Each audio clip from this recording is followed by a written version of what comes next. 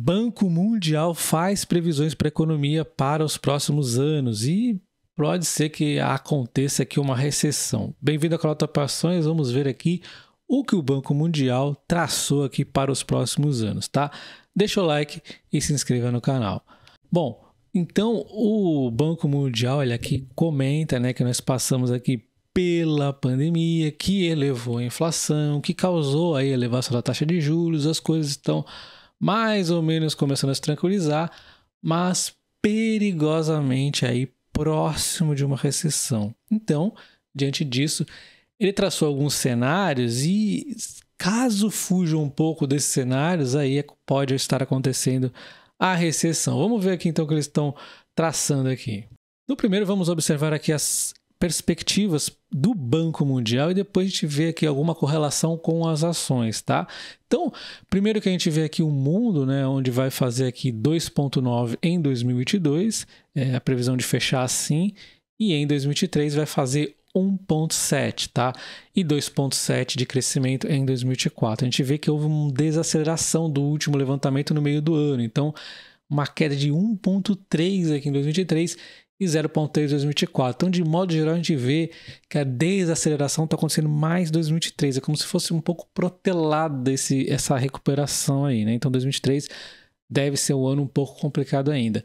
Observando os países desenvolvidos, a gente vê também recuperação em 2,5 em 2022, 0,5 em 2023, uma desaceleração forte de 1,7. Os países desenvolvidos foram impactados aqui.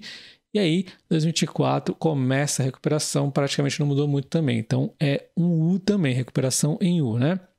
E aí nós vemos a Europa mais impactada, mas também em U, 3,3 para 0, e aí 1,6, também uma forte redução aqui nas projeções, enquanto o Japão manteve meio estável, 1,2, e aí 1,0 e 0,7, né?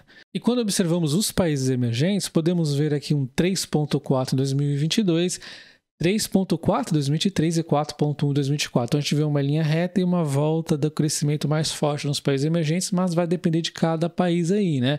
Houve sim uma desaceleração também prevista menor aqui, né, em 2023, 2024, pouquinho aí. Então houve também uma redução nas projeções. A gente vê a China assim, né, de 2,7 em 2022 vai para 4,3 e depois 5,0. Então a perspectiva é da China continuar a recuperação e continuar aí ajudando, impulsionando o mundo aí para cima, né?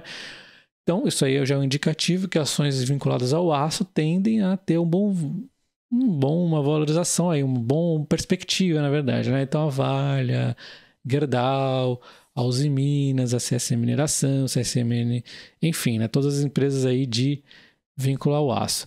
E quando nós vemos aqui a América Latina, nós temos aqui 3,6, 1,3 e 2,4. Então, uma desaceleração e uma recuperação mais ou menos ali como os países desenvolvidos, né? Com uma redução também projetada menor aqui em 2023, mas em 2024 manteve-se igual. O Brasil tem a perspectiva de 3,0 em 2022 e aí 0,8 em 2023, uma desaceleração, e aí uma recuperação para 2,0 em 2024 aqui, né? Então a gente vê que a projeção de 2024 manteve-se igual, 2023 foi um pouco recuada aqui em 0,6, né? Então houve uma recuadinha no Brasil. A gente até vê a Argentina, ó, crescendo aqui provavelmente um pouco mais do que a gente nesse próximo tempo aqui, né? E falando agora das commodities, que aliás o Brasil é um país muito aí vinculado a commodities, então é muito importante a gente observar isso. Observando aqui os índices de energia, os preços de commodities de energia, que vai ter aqui gás principalmente e o petróleo, mais ainda o peso, né? Nós observamos uma perspectiva elevada em relação à última projeção no meio do ano. Então foi elevada as estimativas, inclusive para 2022, né? 151,7, 130,5 aqui no ano que vem e no outro ano, aliás, ano que vem não, 2023, 130 e no ano 2024, 118,3. Então existe aqui uma perspectiva de declínio, mas vale ressaltar que boa parte disso já foi declinado, né? Já houve uma certa queda aqui, porque nós tivemos, esse aqui é uma média, né? A gente pode ver mais claramente no petróleo, olha só. O petróleo foi negociado a 100 de média em 2022, Mas em 2023 ele projeta aqui 88, né, que aliás foi uma redução aqui em relação ao que tinha previsto antes, e 80 em 2024. Só que o que acontece? Hoje nós não estamos em 100 no petróleo aqui, que encerrou o ano do ano anterior em 100, não, nós já estamos em 80 e pouquinho, então na verdade vai até subir para manter essa média de 88, né? Então é um pouco relativo, né? Nós vamos ter uma média no ano menor do que o ano passado, mas muito já caiu, né? Então assim, já teve uma queda aqui no fim do ano passado, aí com medo da recessão e tudo mais, né? E observe que no índice energético de modo geral, embora o petróleo tenha dado uma leve puxadinha para baixo, o gás acabou puxando muito aqui para cima com essa guerra da Rússia e tudo mais, né? A Europa acabou ajudando a impulsionar esses preços para cima. Mesmo assim, a gente tem uma desaceleração que acaba até sendo positiva no caso aqui do gás, porque isso aqui estava levando muita inflação, colocando risco aí os países, né? E agora, observando aqui as commodities não energéticas, o que a gente tem aqui? Metais, agricultura, até mesmo fertilizantes. Então, existe aqui uma perspectiva em 2022 de 123,7 fechar, que já está fechando. Da última perspectiva, houve uma redução, né? Então, também já aconteceu muito de queda aqui. E em 2023, a projeção anterior também houve uma redução para 113 e 113 também em 2024. Então, de novo, boa parte já caiu, mas a tendência então é cair aqui em 2023 na média de 113 e aí manter estabilizado em 113, que é bem aqui relativamente tranquilo, né, para as empresas, mas aí vai ter que ver a relação de cada uma commodity aqui separada. É meio ruim você pegar um agrupado de tudo, né? Agricultura, metal, uma coisa muito diferente da outra, mas eles põem aqui tudo junto, mostrando aqui, né, as perspectivas aí para diversos setores.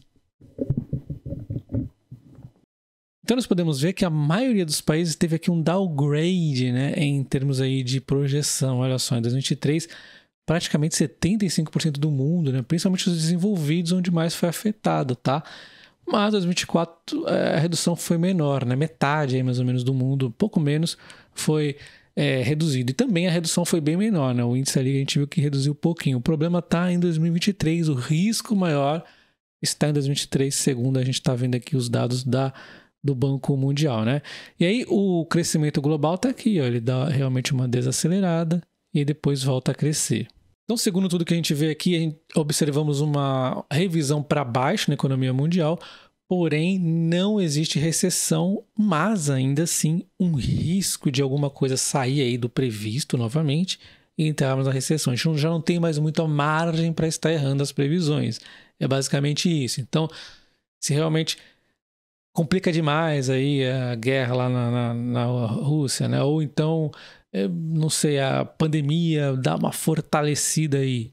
Então pode ser um risco realmente de entrarmos em recessão o mundo inteiro e aí realmente vai cair bolsa para tudo quanto é lugar. Nenhum país praticamente escapa, incluindo o Brasil mesmo, que a bolsa esteja barata ou não, vai cair, né? Mas assim, ninguém quer recessão porque, nesse caso, cai os lucros das empresas, cai os dividendos, tem desemprego, tem fome, ninguém quer esse tipo de coisa. Então, eu acho que o cenário que nós estamos agora, assim, para o investidor é legal, porque a gente está flertando aqui com a recessão, mas não estamos exatamente numa recessão e a bolsa fica extremamente barata. E é lógico que nós estamos falando tudo isso aqui de uma economia de visão mundial, né? E existe sempre o risco também da própria política interna do Brasil, né? E a gente vai acompanhando aí dia a dia, né? Mas de modo geral, eu vejo como um ponto interessante aí, né? Dando uma olhada nas cotações, observamos então que a bolsa, vocês sabem que está barata, as ações continuam lucrativas, mas existe esse risco de recessão e a bolsa fica nesse zigue-zague aqui por baixo. Na verdade, a gente vê no longo prazo que subiu, mas a gente sabe que pelo PL os lucros das empresas subiram mais, né? Cotação segue o lucro subiu mais do que as cotações. Então, as ações elas estão lateralizando por baixo e isso é interessante. O grande problema é quando acontece uma recessão, que aí realmente são anos e anos aí de queda. E assim, não estou falando lateralização, estou falando queda. Nós tivemos quedas aqui, mas sempre uma recuperação, a gente até faz um caixazinho, cai, a gente compra. Isso aqui é uma alegria muito boa. Isso aqui é um teste psicológico, tá? Porque você compra aqui, Beleza, as ações caem, você compra no fundo, aí ela sobe, você até respira, aí ela cai, aí você compra, aí ela cai mais, aí ela cai mais, aí você compra, aí ela dá uma subida, você respira, ela cai mais, e cada vez vai caindo mais, e eu não tô falando de meses, eu tô falando de anos, né?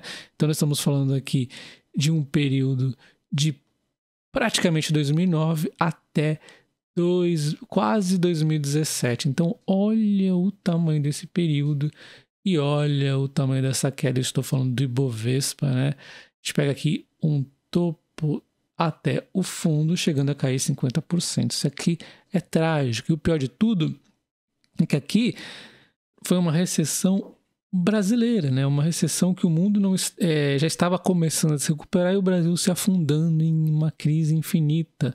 Quando as commodities estavam em alta, os países da América Latina ainda usufruindo um pouco desse momento aqui, o Brasil já estava em queda, e aí quando a commodity caiu, aí é que o Brasil acelerou a queda mesmo, né? Quando observamos aqui o S&P 500 para compararmos os comportamentos, olha a diferença. A gente viu o S&P 500 em algum momento caindo e forte por conta dessa recessão aí, por conta da bolha que estourou de crédito e tudo mais, né?